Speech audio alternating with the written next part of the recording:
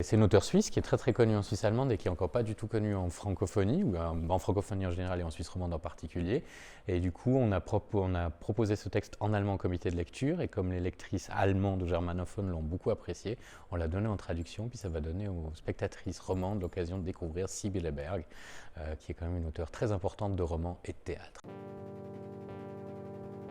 À la création, ce texte à Berlin, il était monté avec 4 actrices qui étaient très énergiques, qui dansaient beaucoup, qui faisaient beaucoup de chœurs.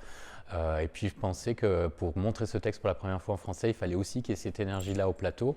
Et il fallait donner beaucoup d'action à ce texte qui est beaucoup de paroles.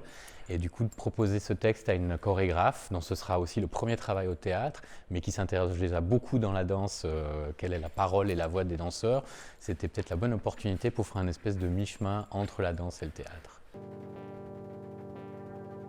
Ce texte, il est totalement bizarre et cocasse parce que c'est une mère et sa fille qui vont converser ou qui vont se disputer, qui vont débattre sur qu'est-ce qu'il faut faire aujourd'hui, faut-il ou pas déménager à la campagne.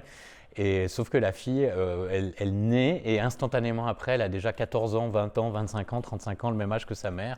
Et du coup, ça rend le débat des générations un peu ambigu parce qu'en fait, c'est 2 générations mais qui ont quasiment le même état d'âme ou d'esprit ou d'âge.